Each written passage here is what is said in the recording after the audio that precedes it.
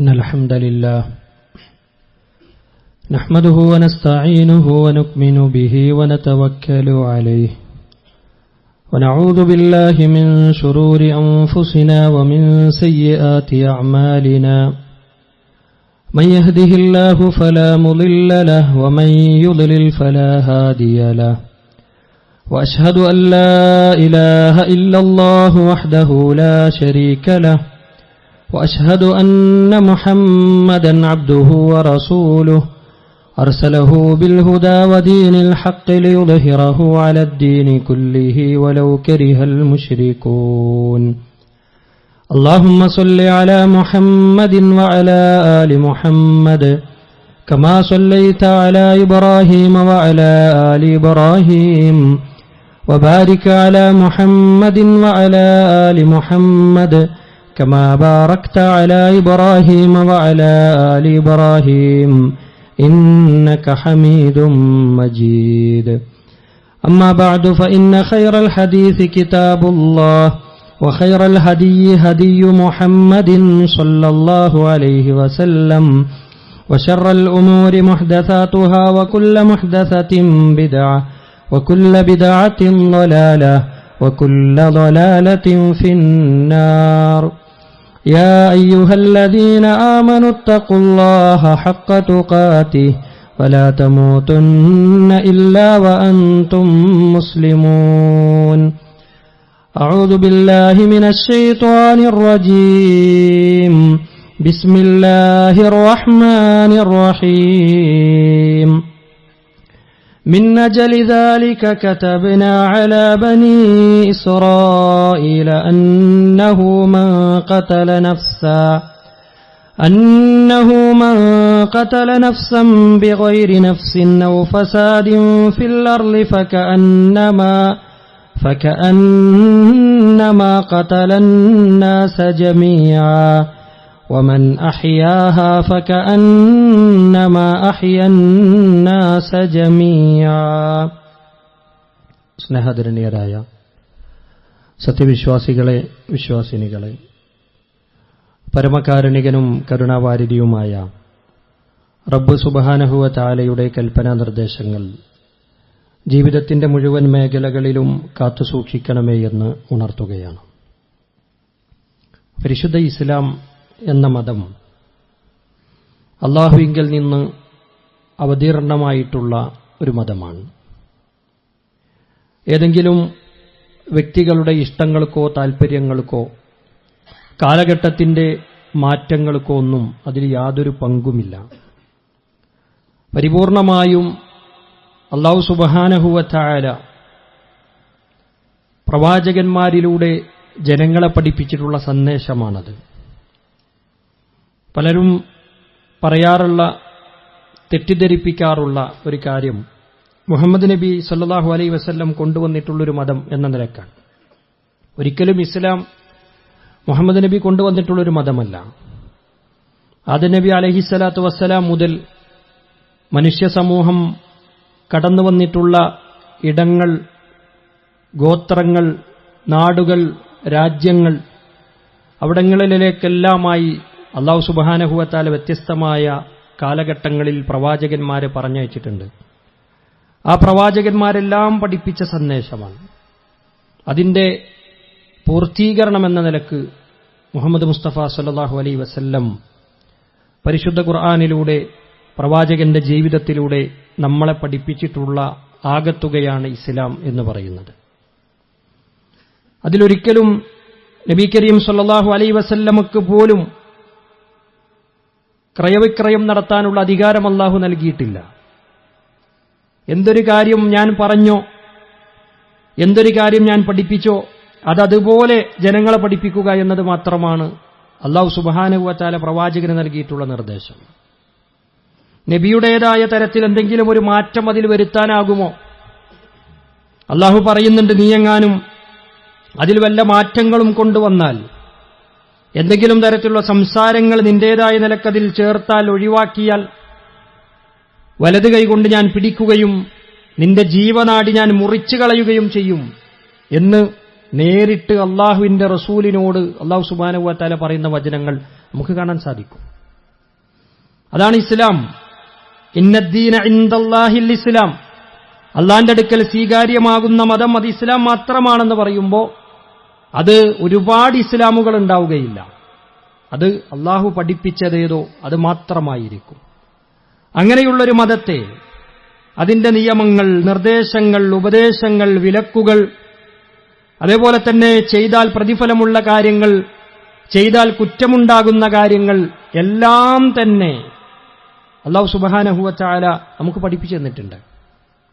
നബി കരീം സല്ലല്ലാഹു അലൈഹി വസല്ലം പ്രബോധനം ചെയ്തപ്പോൾ ആദ്യമായി അത് കേട്ടയാളുകൾ അതിന് സാക്ഷ്യപ്പെടുത്തുകയും ഞാനെല്ലാം നിങ്ങൾക്ക് പഠിപ്പിച്ചു തന്നില്ലയോ എന്ന ചോദ്യത്തിന് ബലാ യാ റസൂലല്ലാഹ്, അല്ലാഹുവിന്റെ റസൂലേ അങ്ങ് ഞങ്ങൾക്ക് എത്തിച്ചു തന്നിട്ടുണ്ട് എന്ന സാക്ഷ്യപ്പെടുത്തലുകൾ, അല്ലാഹുമ്മ അശ്ഹദ്, അല്ലാഹുവേ ഈ ജനത പറയുന്നതിന് നീ കൂടി സാക്ഷിയാണ് കേട്ടോ എന്ന് പ്രവാചകൻ സാക്ഷ്യപ്പെടുത്തിയതിനു ശേഷമാണ് വിടവാങ്ങിയിട്ടുള്ളത്. അൽയൗമ അക്മൽതു ലക്കും ദീനക്കും.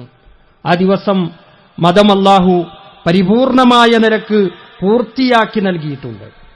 അങ്ങനെയുള്ളൊരു മതം, അങ്ങനെയുള്ളൊരു ദർശനം, അതിന്റെ പ്രമാണങ്ങൾ പരിശോധിച്ചാൽ, അതിന്റെ ചരിത്രം പരിശോധിച്ചാൽ എവിടെയും നമുക്ക് തീവ്രവാദത്തെയോ ഭീകരവാദത്തെയോ കൊലപാതകങ്ങളെയോ സാധൂകരിക്കുന്ന, അതിനുവേണ്ടി പ്രോത്സാഹിപ്പിക്കുന്ന, നിർബന്ധിക്കുന്ന, അല്ലെങ്കിൽ ഏതെങ്കിലും തരത്തിൽ ചെറിയ നിലക്കെങ്കിലും പ്രോത്സാഹനം നൽകുന്ന ഒന്നും തന്നെ നമ്മൾ കാണുന്നില്ല.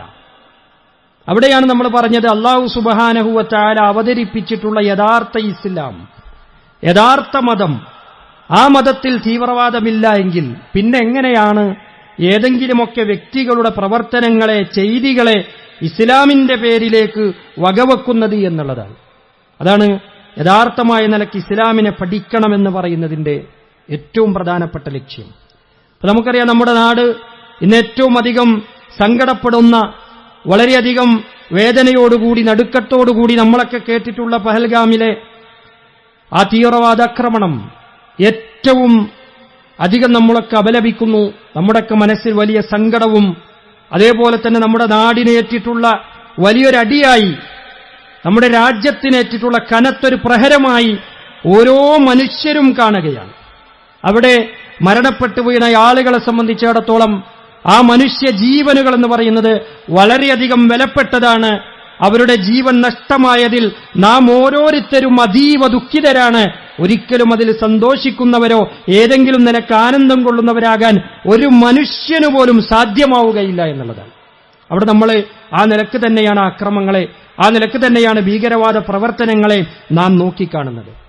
പക്ഷേ ഇവിടെ ചർച്ചയാക്കപ്പെട്ട ചില വിഷയങ്ങളുണ്ട്. അതെന്താണ്? ഏറ്റവും പ്രധാനമായി നമ്മളെയൊക്കെ വലിയ തരത്തിൽ ചിന്തിപ്പിച്ചിട്ടുള്ള, അല്ലെങ്കിൽ നമ്മളൊക്കെ വലിയ തരത്തിൽ സങ്കടത്തിലാക്കിയുള്ള ഒരു കാര്യം, ഓരോ ആളുകളുടെയും അടുക്കലേക്ക് വന്ന് നിന്റെ മതമേതാണ് എന്ന് ചോദിച്ച് ആ മതം നോക്കി ഉറപ്പുവരുത്തിയതിനു ശേഷം വെടിയുതിർത്തു എന്ന വാർത്തകൾ ശരിയാണ് എങ്കിൽ, അത് കൃത്യമായ സ്രോതസ്സുകളിൽ നിന്നാണ് എങ്കിൽ എന്താണ് അതിന്റെ അവസ്ഥ? നിങ്ങളൊന്ന് ആലോചിച്ച് നോക്കൂ. എത്ര ഹീനമായ പ്രവർത്തനമായി അതെന്ന് ആലോചിച്ച് നോക്കൂ. അതിന്റെ പിന്നിലുള്ള ലക്ഷ്യങ്ങളുണ്ട്, അതിന് പിന്നിൽ ചില താൽപര്യങ്ങളുണ്ട്. അതുമായി ബന്ധപ്പെട്ട കാര്യങ്ങൾ നമുക്ക് പറയാം. പക്ഷേ ഏതെങ്കിലും ഒരു മുസ്ലിമിനെ അംഗീകരിക്കാൻ പറ്റുന്ന ഒരു കാര്യമാണോ അത്? ഏതെങ്കിലും ഒരു മനുഷ്യനെ അംഗീകരിക്കാൻ കഴിയുന്ന കാര്യമാണോ അത്?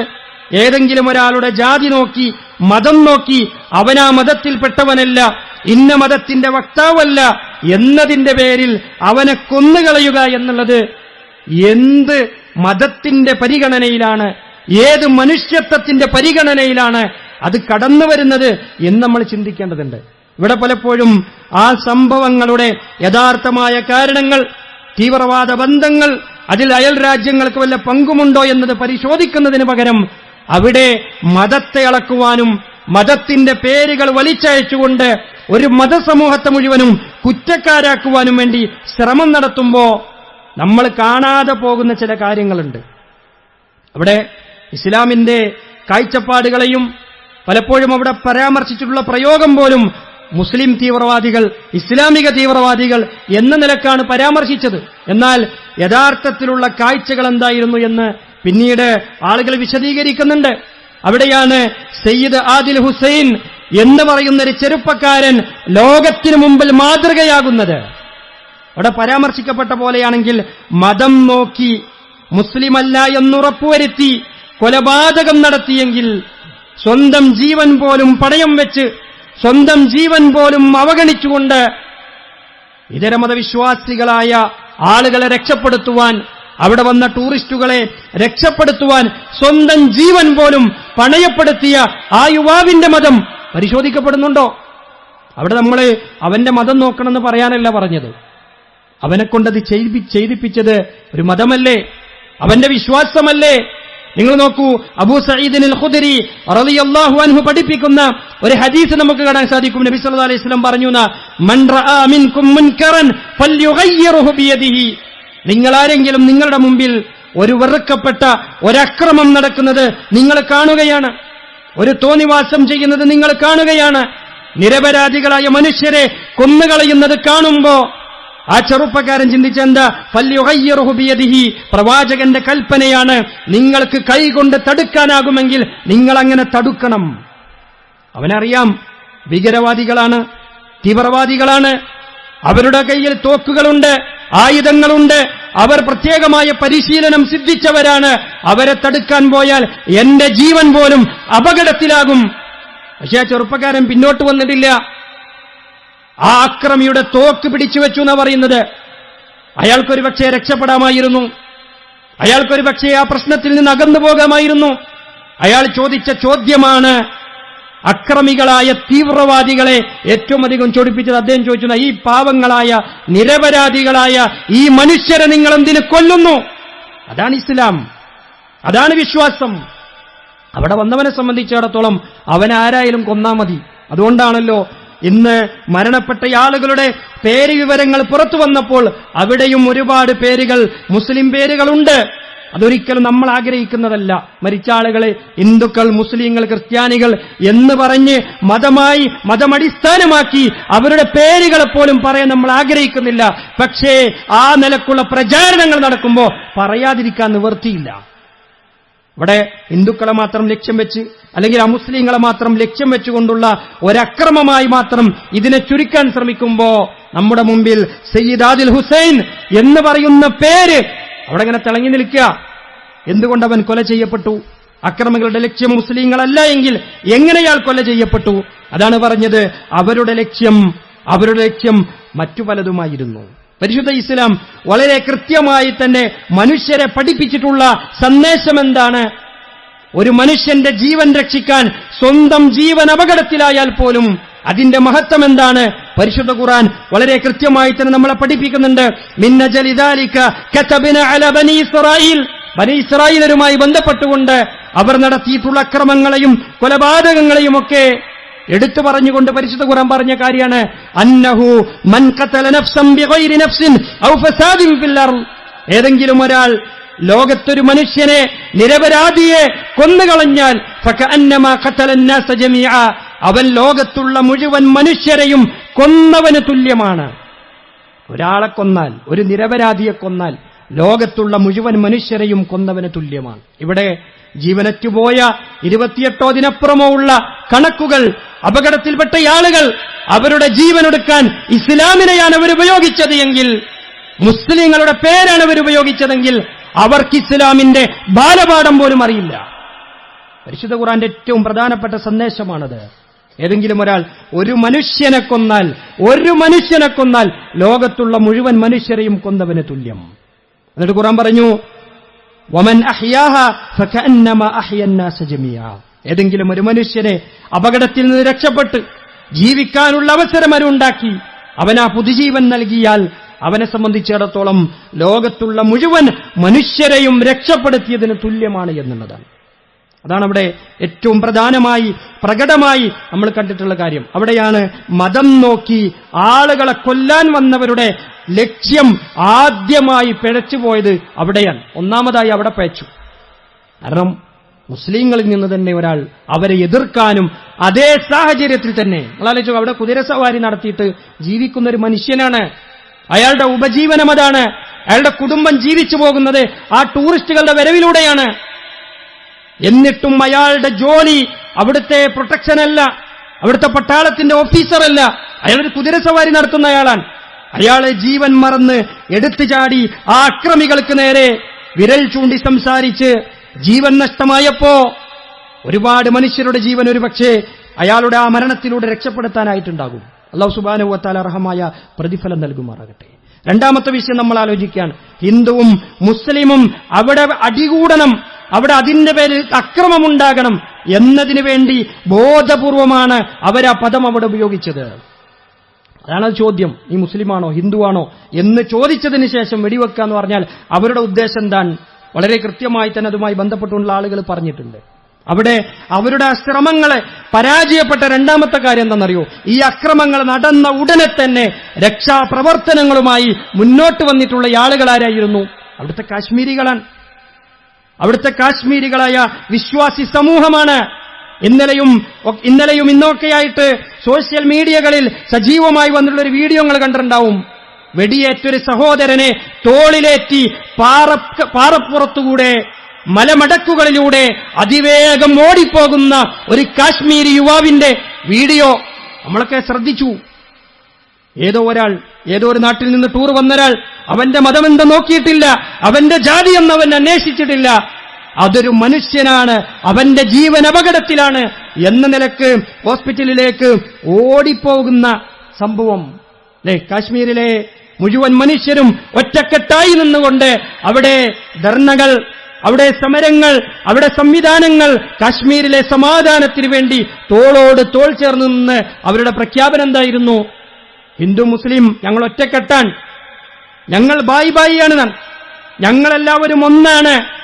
അതിൽ കയ്യിൽ ചരട് കെട്ടിയവനും തലയിൽ തൊപ്പിവെച്ചവനും താടിവെച്ചവനും ഒന്നിച്ചു നിന്ന് ഈ നാടിന്റെ ഐക്യത്തെ, ഈ നാടിന്റെ ശില്പികൾ ആഗ്രഹിച്ച അഖണ്ഡതയുടെ, അതേപോലെ തന്നെ ഈ രാജ്യത്തിന്റെ മതേതരത്വത്തെ ഉയർത്തിക്കാട്ടിക്കൊണ്ട് കാശ്മീർ ജനത ഒന്നടങ്കം ജാതി മത വ്യത്യാസമില്ലാതെ തെരുവിലിറങ്ങി പറഞ്ഞു, ഞങ്ങളെ തമ്മിൽ നിങ്ങൾ തെറ്റിക്കാന്ന് വിചാരിക്കണ്ട, ഞങ്ങൾ ഒറ്റക്കെട്ടാണ്.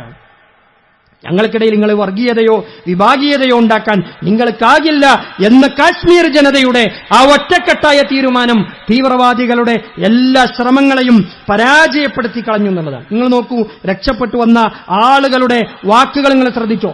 പഹൽഗാമിൽ ജീവൻ പൊലിഞ്ഞ രാമചന്ദ്രൻ എന്ന് പറയുന്ന മലയാളിയായ ആ മനുഷ്യന്റെ മകൾ മാധ്യമങ്ങൾക്ക് മുമ്പിൽ വന്ന് സംസാരിച്ചുള്ള സംസാരം എന്താണ്?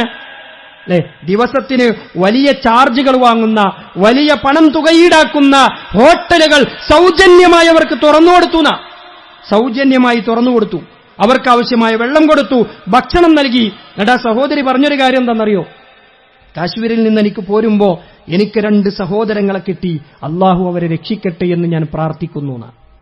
അതായത് എന്തൊരു വാക്കാണത്!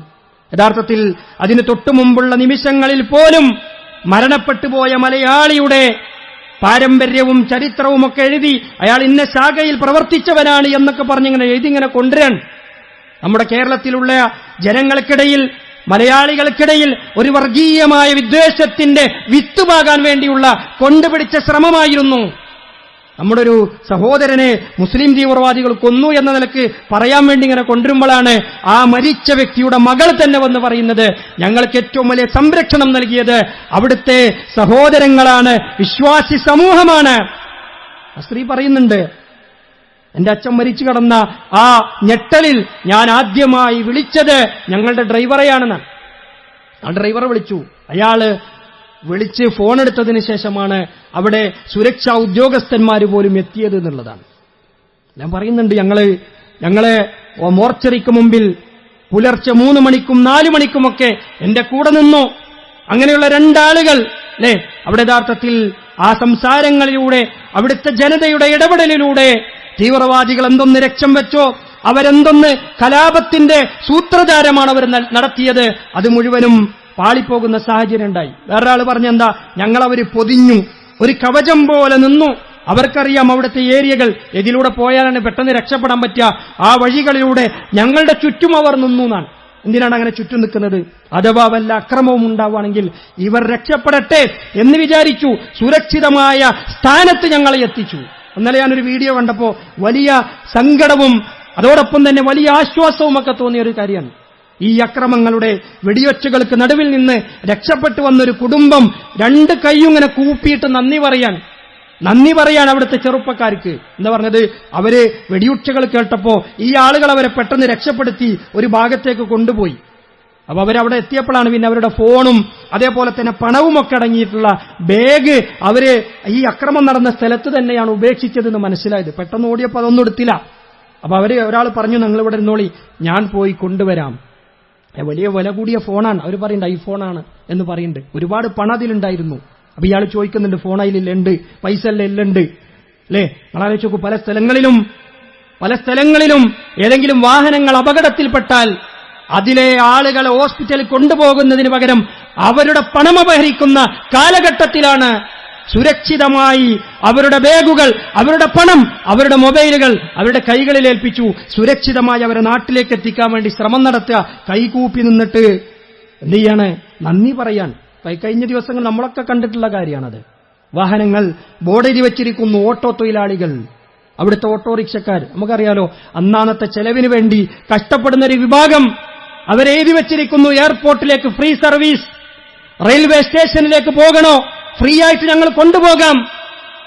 അവർക്കറിയാം ഇനി അവിടുന്ന് അങ്ങോട്ടുള്ള കുറച്ച് കാലഘട്ടം കൈപ്പേറിയതാണ് കാശ്മീർ ജനതയെ സംബന്ധിച്ചിടത്തോളം. ഈ ഒരു ടൂറിസ്റ്റുകൾ അങ്ങോട്ട് വരൂല, ധൈര്യത്തോടു കൂടി ഒരാളിഞ്ഞ് അങ്ങോട്ട് വരൂല. കുറേ കാലം അവരുടെ ഉപജീവന മാർഗം പോലും തടസ്സാണ്. എന്നപ്പം ഈ പോണ ആൾക്കാരാണ് മുതലാക്കുക എന്നല്ല അവർ വിചാരിച്ചത്. ചില സ്ഥലങ്ങളിൽ അങ്ങനെയാണല്ലോ, എന്തെങ്കിലും ഒരു അത്യാവശ്യം വരുമ്പോൾ അവിടെ ഓട്ടോക്ക് ചാർജ് കൂടും, അവിടെ ബസ്സിന് ചാർജ് കൂടും, അല്ലെങ്കിൽ അവിടെ കൊണ്ടുവക്കാൻ അവിടെ ചൂഷണം ചെയ്യാൻ ആളുകളുണ്ടാവും. അവിടെയാണ് ഒരു ജനത നമുക്ക് മുമ്പിൽ മാതൃകകളാകുന്നത്. ജീവിതം ഇനിയൊരു ചോദ്യചിഹ്നമാണ് അവരുടേത്. തീവ്രവാദികളെ സംബന്ധിച്ചിടത്തോളം അവർക്ക് അവരുടെ രാജ്യങ്ങളുടെ ലക്ഷ്യത്തിന് വേണ്ടി, രാഷ്ട്രീയമായ താൽപര്യങ്ങൾക്ക് വേണ്ടി എവിടെയെങ്കിലും അടക്കൊന്നിങ്ങനെ പൊട്ടിക്കണം, അത് അവരുടെ ലക്ഷ്യമാണ്. പക്ഷെ അതിനുശേഷം അവിടെയുള്ള ജനത എന്തനുഭവിക്കുന്നു എന്നത് അവരെ സംബന്ധിച്ചിടത്തോളം ചിന്തയല്ല.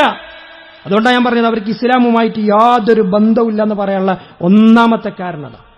ഇതിന്റെ മുഴുവൻ പ്രശ്നങ്ങളും പ്രയാസങ്ങളും അനുഭവിക്കേണ്ടി വരുന്നത് അവിടുത്തെ ജനതയാണ് എന്നുള്ളതാണ്. നിങ്ങളാലോചിച്ച് നോക്കൂ, ഇതിന്റെ പിന്നിലുള്ള ലക്ഷ്യങ്ങളെക്കുറിച്ച് സഞ്ജയ് റാവത്ത് എന്ന് പറയുന്ന ഇന്ത്യയിലെ ഒരു MP പറഞ്ഞിട്ടുള്ളൊരു പ്രസ്താവനയുണ്ട്.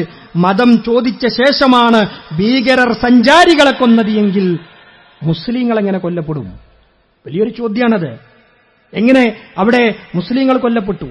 കേരളത്തിൽ തന്നെ അറിയപ്പെട്ടിട്ടുള്ള ഒരു മുൻ സൈനിക ഒരു ഉദ്യോഗസ്ഥൻ അദ്ദേഹത്തിന്റെ സംസാരത്തിൽ പറഞ്ഞത്, കാശ്മീരിൽ അവിടെ മതവും പേരും ചോദിച്ച് ഭീകരവാദം നടത്തിയിട്ടുള്ള ആളുകൾ അവരുടെ പിന്നിൽ എന്താണ്? അവരുടെ പ്രധാനപ്പെട്ട ഉദ്ദേശം എന്താണ്? ഇന്ത്യയിലെ ഹിന്ദുവിനെയും മുസ്ലിമിനെയും തമ്മിലടിപ്പിക്കുക എന്നത് മാത്രമാണ്. ഇത് പറയുന്നത് ഏതെങ്കിലും ഒരു മുസ്ലിമായിട്ടുള്ള ഒരു സൈനിക ഉദ്യോഗസ്ഥനല്ല. അവിടെയാണ് അതിന്റെ ഏറ്റവും വലിയ പ്രധാനപ്പെട്ട ഒരു ഘടകം. അദ്ദേഹം പറയാണ് അവരുടെ പ്രധാനപ്പെട്ട ഉദ്ദേശം എന്താണ്?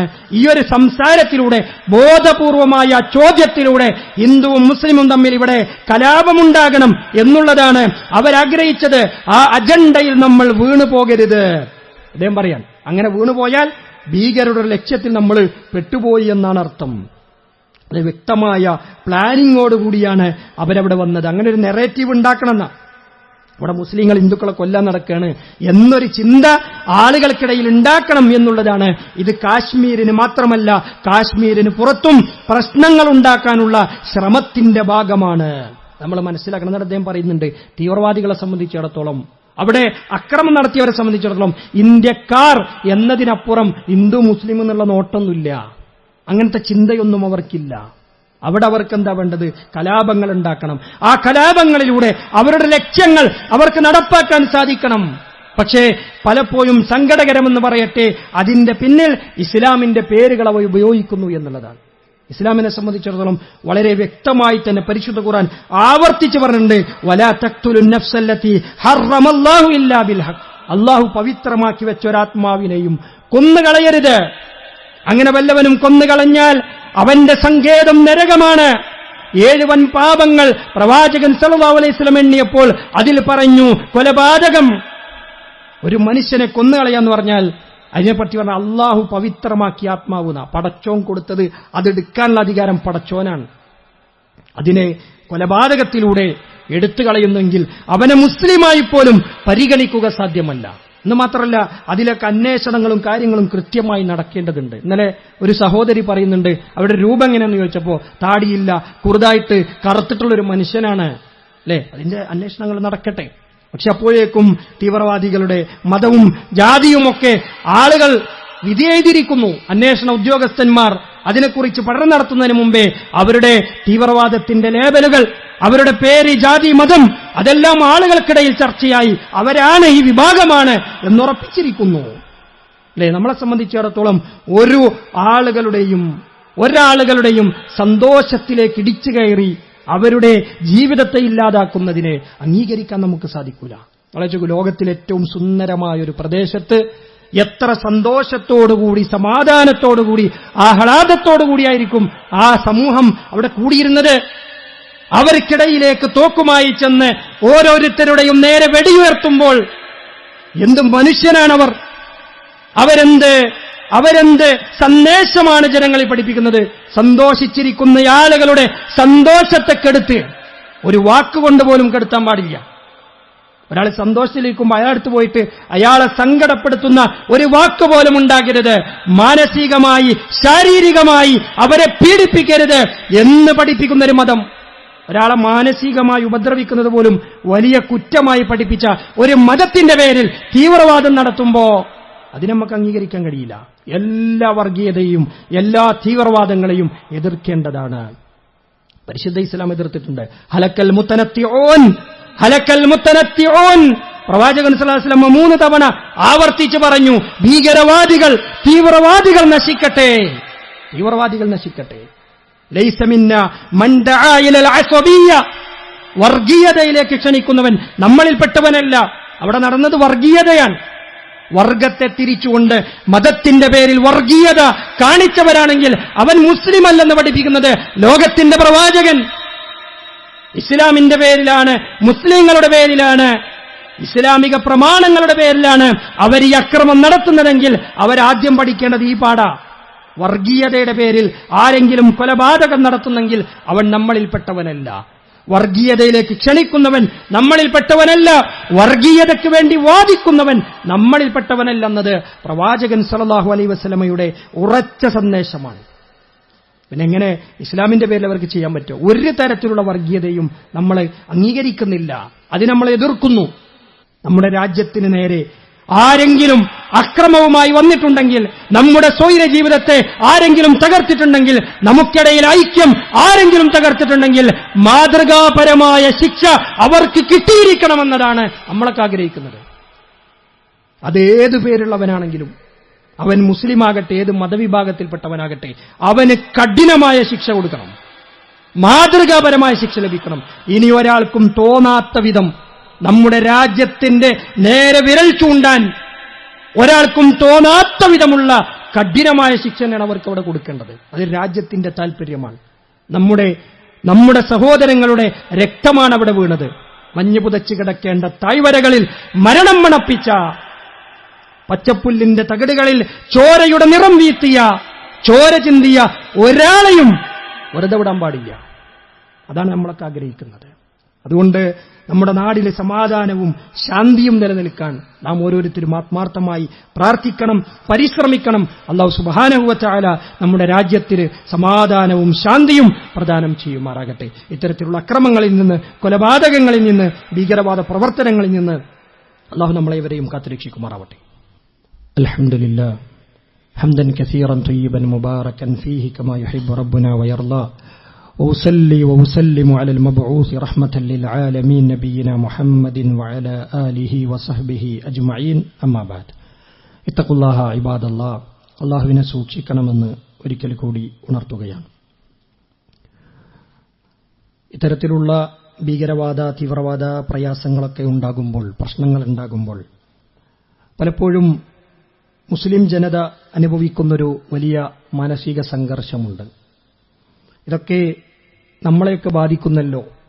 ഇതിന്റെ പേരിൽ നമ്മളും നമ്മുടെ ജീവനേക്കാളേറെ നാം സ്നേഹിക്കുന്ന പ്രവാചകനും നമ്മുടെ വേദഗ്രന്ഥവുമൊക്കെ ആളുകൾ വലിയ തരത്തിൽ പ്രയാസമുണ്ടാക്കുന്ന തരത്തിൽ, പ്രകോപനമുണ്ടാക്കുന്ന തരത്തിൽ ഉപയോഗിക്കുന്നല്ലോ എന്നുള്ള സങ്കടമുണ്ട്.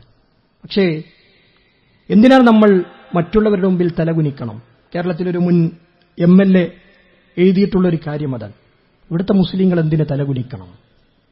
ഈ രാജ്യത്തിന്റെ സ്വാതന്ത്ര്യം നമ്മുടേതുകൂടിയാണ്, നമ്മുടെ പിതാക്കളുടേതാണ്. ഈ രാജ്യം നമ്മുടേതാണ്. ഈ രാജ്യത്ത് വന്ന് ആരെങ്കിലും പ്രശ്നം ഉണ്ടാക്കിയിട്ടുണ്ടെങ്കിൽ നമ്മുടെ പ്രശ്നമാണ്. ഇന്ത്യക്കാരെന്ന നിലക്ക് നമ്മളെല്ലാവരും ഒന്നാണ് എന്ന് വിശ്വസിക്കുന്ന നമ്മൾ ഈ രാജ്യത്തിന് എന്താണോ അതുകൊണ്ടുണ്ടായത് അത് തന്നെയാണ് നമുക്കുള്ളത്. അതിന്റെ പേര് നമ്മളാരും തലകുനിക്കുന്നില്ല. നമ്മളാരും അതിന്റെ പേരിൽ ആളുകൾക്ക് മുമ്പിൽ നാണം കെട്ടുപോയില്ലെന്ന് വിചാരിക്കണ്ട. കാരണം അത് ചെയ്തത് നമ്മളല്ല, അത് ചെയ്തത് നമ്മളിൽ പെട്ടവരുമല്ല എന്നൊരു ബോധത്തിലേക്ക് നമ്മൾ എത്തണം. അതോടൊപ്പം തന്നെ ഇത്തരം പ്രശ്നങ്ങളുടെ മറവിൽ കലാപമുണ്ടാക്കുക എന്നുള്ളത് ലക്ഷ്യമാക്കി ഒരു പടി ആളുകൾ ഇറങ്ങിയിട്ടുണ്ട്. ഒരുപാട് ആൾക്കാരുണ്ട്. അത് നമുക്ക് ചില കമന്റുകൾ കണ്ടാൽ മനസ്സിലാവും. എത്ര നന്മ ചെയ്താലും അതിനിടയിൽ കമന്റുകൾ. നിങ്ങൾ അയച്ചു നോക്കൂ, നേരത്തെ ഞാൻ പറഞ്ഞ കൊല്ലപ്പെട്ട വ്യക്തിയുടെ മകൾ അവിടെ കാശ്മീരികൾ അവർക്ക് ചെയ്തു കൊടുത്ത നന്മകളെ കുറിച്ച് പറഞ്ഞപ്പോ ആ സഹോദരി പിന്നീട് പറഞ്ഞ അവർക്ക് വലിയ തരത്തിലുള്ള സൈബർ അറ്റാക്ക് നേരിടുന്നു എന്നുള്ളതാണ്. പ്രബുദ്ധരായ മലയാളികൾ എന്നൊക്കെ നമ്മൾ പറയുന്നുണ്ടല്ലോ, ആ ജനതയുടെ അടുക്കൽ നിന്ന് വന്നിട്ടുള്ള കാര്യമാണത്. ഒരു സത്യം വിളിച്ചു പറഞ്ഞപ്പോ, ഒരു യാഥാർത്ഥ്യം അവരുടെ ജീവിതത്തിലുണ്ടായ ഒരു കാര്യം പറഞ്ഞപ്പോ അവർക്ക് നേരെ അക്രമവുമായി ചെല്ലുക എന്ന് പറഞ്ഞാൽ അവരുടെ ഉദ്ദേശം എന്തായിരുന്നു? ഈ സംഭവം നടന്നാൽ തന്നെ അതിന്റെ പേരിൽ കുറച്ച് കലാപം ഉണ്ടാകണം. പക്ഷേ ആ കലാപങ്ങളെല്ലാം തന്നെ അവിടുത്തെ ജനതയുടെ ഇടപെടലിലൂടെ കെട്ടടങ്ങിപ്പോയി. എല്ലാ നിലക്കും അവരുടെ ഉദ്ദേശങ്ങൾ പാളിപ്പോയി എന്നുള്ളത് തന്നെ പറയണം. ആ നിലക്കാണ് പിന്നീടുള്ള പ്രതികരണങ്ങൾ വന്നത്. പക്ഷേ നമ്മളെ സംബന്ധിച്ചിടത്തോളം നമ്മൾ കാണേണ്ട ഒരു കാര്യം, ഒരിക്കലും നമ്മുടെ വാക്ക്, നമ്മുടെ പ്രവൃത്തി, നമ്മുടെ ഇടപെടലുകൾ കൊണ്ട് ഒരു പ്രശ്നമുണ്ടാകുന്ന, കലാപമുണ്ടാകുന്ന, അക്രമമുണ്ടാകുന്ന തരത്തിലേക്ക് നമ്മൾ പോകാൻ പാടില്ല. നമ്മൾ സമാധാനം ആഗ്രഹിക്കേണ്ടവരാണ്, നമ്മൾ ശാന്തി ആഗ്രഹിക്കേണ്ടവരാണ്. കൊലപാതകത്തെക്കാൾ വലിയ അക്രമം ഫിത്നയാണ് എന്ന് ഖുർആൻ പറയുന്നുണ്ട്. അൽ ഫിത്നതു അശദ്ദു മിനൽ ഖത്ൽ. കൊലപാതകത്തെക്കാളും വലിയ പ്രശ്നമാണ് കേട്ടോ ഫിത്നയുണ്ടാക്കുന്നത്. നിങ്ങൾ ആലോചിക്കൂ, ഒരു 26-27 ആളെ കൊന്നുകളഞ്ഞാൽ അവരാഗ്രഹിക്കുന്നത് 27 ആൾക്കാരെ കൊല്ലണം എന്നല്ല. അതിന്റെ പേരിൽ പിന്നീടുണ്ടാകുന്ന വർഗീയ കലാപങ്ങൾ, കലഹങ്ങൾ, പരസ്പരം ഇന്ത്യക്കാർ തമ്മിൽ പരസ്പരം കൊന്നും കൊലവിളിച്ചും നടന്ന് 1000ങ്ങളും 10,000ങ്ങളും കടന്ന് കൊലപാതകം നടക്കണമെന്ന ഫിത്നയാണ് അവരാഗ്രഹിച്ചത്. ആ ഫിത്നക്ക് നമ്മൾ കൂട്ടിക്കാൻ പാടില്ല, ആ ഫിത്നക്ക് നമ്മൾ വളമാകാൻ പാടില്ല. അവിടെ ക്ഷമിക്കേണ്ടി വരും, സഹിക്കേണ്ടി വരും, ചിലപ്പോൾ ജീവൻ നഷ്ടമാകേണ്ടി വരും. എന്നാലും നമ്മുടെ പ്രതികരണങ്ങളിൽ പ്രകോപനമുണ്ടാക്കുന്ന തരത്തിലേക്ക് നമ്മൾ പോകാൻ പാടില്ല. നമുക്ക് ദുനിയാവിൽ മാത്രമല്ല ജയിക്കേണ്ടത്. ചില ആൾക്കാരങ്ങനെ ഇവിടെ അങ്ങോട്ട് വാദിച്ച് ജയിച്ചാൽ മതി, ഇവിടെ അങ്ങോട്ട് വാദിച്ച് നമ്മൾ നിന്നാ മതി, ഇവിടെ നമ്മൾ കൊന്ന പകരം കൊല്ല, വെട്ടിയ പകരം വെട്ടുക എന്ന് പറഞ്ഞ് പോയാൽ മതി. അതല്ല, നമുക്ക് പരലോകമുണ്ട്, അവിടെ വിജയിക്കണം, അവിടെ നമുക്ക് പ്രതിഫലം കിട്ടണം. അതിനുവേണ്ടി ക്ഷമിക്കേണ്ടി വരും, സഹിക്കേണ്ടി വരും.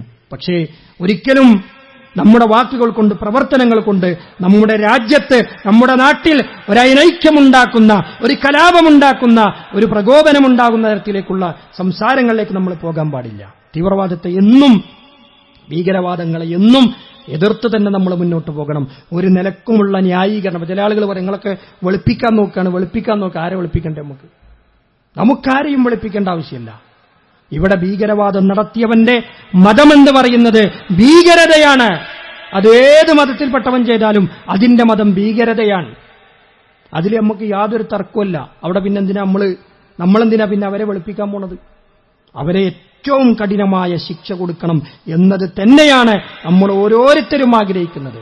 പക്ഷേ നമ്മളെപ്പോഴും അങ്ങനെ ഒരു അപകർഷതാബോധത്തിൽ നമ്മളിങ്ങനെ ഇതിപ്പോ നമ്മളെ പേരിക്കാനുള്ളവർ, നമ്മളെ മേത്തുക്കാനുള്ള വരുന്നത് എന്ന നിലക്ക് കഴിഞ്ഞുകൂടേണ്ടവരല്ല. അതോടൊപ്പം തന്നെ ഒരിക്കലും അക്രമത്തിലേക്ക് നമ്മൾ നടന്നു പോകുവാനും പാടില്ല എന്ന് പ്രത്യേകമായി ഓർമ്മപ്പെടുത്തുകയാണ് സഹോദരങ്ങളെ. മെയ് 11-ാം തീയതി പെരിന്തൽമണ്ണയിൽ വെച്ച് ധർമ്മസമരത്തിന്റെ വിദ്യാർത്ഥിക്കാലം എന്ന പേരിൽ പ്രത്യേകമായൊരു പ്രോഗ്രാം നടക്കണം. നമ്മുടെ വിദ്യാർത്ഥി തലമുറകൾക്ക് വെളിച്ചം വീശുന്ന ഒരു പ്രോഗ്രാം. നമ്മുടെ നാട്ടിൽ മദ്യത്തിന്റെയും മയക്കുമരുന്നുകളുടെയും അതേപോലെ തന്നെ അക്രമങ്ങളുടെയും ഒക്കെ വലിയ വാർത്തകൾ സ്ഥിരം നമ്മൾ കേൾക്കുമ്പോൾ നമ്മുടെ വിദ്യാർത്ഥികൾക്ക് ദിശാബോധം നൽകുന്ന, അവർക്ക് യഥാർത്ഥമായ ഉപദേശങ്ങൾ നൽകുന്ന ഒരു പ്രോഗ്രാമാണ് മെയ് 11 ഇൻഷാ അല്ലാഹ് പെരിന്തൽമണ്ണയിൽ വെച്ച് നമ്മൾ സംഘടിപ്പിക്കുന്നത്. അതിന്റെ ഭാഗമായി ആലത്തിയൂർ മണ്ഡലം സംഘടിപ്പിക്കുന്ന പ്രോഗ്രാമാണ് ധർമ്മസമര സംഗമം എന്ന പേരിൽ ഏപ്രിൽ 26-ാം തീയതി 4:30 കാവിലക്കാട് അങ്ങാടിയിൽ വെച്ചുകൊണ്ട് പ്രോഗ്രാം നടത്താൻ നമ്മുടെ ഹൈസ്കൂൾ, ഹയർ സെക്കൻഡറി, ഡിഗ്രി തലങ്ങളിലൊക്കെയുള്ള വിദ്യാർത്ഥികൾക്ക് ആ പ്രോഗ്രാമിൽ പങ്കെടുക്കാം. നമുക്കെല്ലാവർക്കും പങ്കെടുക്കാവുന്ന ഒരു പ്രോഗ്രാമാണ് അത്. ഒരുപാട് വിഷയങ്ങൾ അവിടെ വിശകലനം ചെയ്യും, ചർച്ച ചെയ്യും. അത്തരം പ്രോഗ്രാമുകളിലേക്ക് സജീവമായി പങ്കെടുക്കുവാൻ, നമ്മുടെ വിദ്യാർത്ഥികളെ നേരിന്റെ മാർഗത്തിലേക്ക്, നന്മയുടെ മാർഗത്തിലേക്ക് കൊണ്ടുവരാൻ നമ്മളെല്ലാവരും പരിശ്രമിക്കേണ്ടതുണ്ട്. അത്തരത്തിലൊരു കാലഘട്ടത്തിലാണ് നമ്മൾ ജീവിക്കുന്നത് എന്ന പ്രത്യേകമായ ഓർമ്മയുണ്ടാകണം. അല്ലാഹു സുബ്ഹാനഹു വ തആല നമ്മുടെ പുതുതലമുറക്ക് വെളിച്ചം നൽകുമാറാകട്ടെ. നമ്മുടെ നാടിനെ എല്ലാ തരത്തിലുള്ള പ്രയാസങ്ങളിൽ നിന്നും അല്ലാഹു കാത്തുരക്ഷിക്കുമാറാവട്ടെ. എല്ലാ തരത്തിലുമുള്ള ഭീകരവാദ, തീവ്രവാദ പ്രവർത്തനങ്ങളിൽ നിന്നും അല്ലാഹു നമ്മളെ കാത്തുരക്ഷിക്കുമാറാവട്ടെ. നമ്മുടെ നാടിന് നേരെ വരുന്ന എല്ലാ തരത്തിലുമുള്ള പ്രതിസന്ധികളിൽ നിന്നും അല്ലാഹു നമ്മുടെ രാജ്യത്തെ കാത്തുരക്ഷിക്കുമാറാകട്ടെ. അല്ലാഹുവേ, തീവ്രവാദങ്ങളിൽ നിന്ന്, ഭീകരവാദങ്ങളിൽ നിന്ന്, വിധ്വംസക പ്രവർത്തനങ്ങളിൽ നിന്ന് എല്ലാവരെയും നീ തിരിച്ചു കളയണമേ. ശാന്തിയും സമാധാനവും നീ നിലനിർത്തണമേ. അല്ലാഹുവേ, ഞങ്ങളിൽ നിന്ന് രോഗികളായി കഷ്ടപ്പെടുന്ന ആളുകളുടെ രോഗങ്ങൾ നീ ശിഫയാക്കി കൊടുക്കണമേ. അല്ലാഹുവേ, ഞങ്ങളിൽ നിന്ന് മരണപ്പെട്ടുള്ള സത്യവിശ്വാസികളുടെ ഖബറിടങ്ങൾ നീ വിശാലമാക്കി കൊടുക്കണമേ. അവരെയും ഞങ്ങളെയും നിന്നെ ജന്നാത്തുൽ ഫിർദൗസിൽ ഒരുമിച്ച് കൂട്ടുമാറാകണമേ. അല്ലാഹുവേ, രോഗത്തിന്റെ പ്രയാസങ്ങൾ കൊണ്ട് കഷ്ടപ്പെടുന്ന ധാരാളം ആളുകളുണ്ട്. ക്യാൻസർ പോലെയുള്ള മാരകമായ അസുഖങ്ങൾ ബാധിച്ചവരുണ്ട്. അല്ലാഹുവരുടെ രോഗങ്ങൾ നീ ശിഫയാക്കി കൊടുക്കണമേ. സുഖവും സന്തോഷവും സമാധാനവും നീ നിലനിർത്തി നൽകുമാറാകണമേ. اللهم اغفر للمؤمنين والمؤمنات والمسلمين والمسلمات والأحياء منهم والأموات إنك مجيب الدعوات ويا قاضي الحاجات. ربنا تقبل منا إنك أنت السميع العليم وتب علينا إنك أنت التواب الرحيم واغفر لنا يا غافر المذنبين. هذا وصلوا وسلموا رحمكم الله على من أمركم بالصلاة والسلام عليه وقال جل من قائل عليما إن الله وملائكته يصلون على النبي يا أيها الذين آمنوا صلوا عليه وسلموا تسليما. اللهم صل وسلم وزد وبارك على عبدك ورسولك محمد. وارض اللهم الخلفاء الأئمة الحنفاء أبي بكر وعمر وعثمان وعلي وعن بقية الصحابة رضوان الله عليهم أجمعين وأنا معهم بعفوك وكرمك يا أكرم الأكرمين. عباد الله، إن الله يأمر بالعدل والإحسان وإيتاء ذي القربى وينهى عن الفحشاء والمنكر والبغي يعظكم لعلكم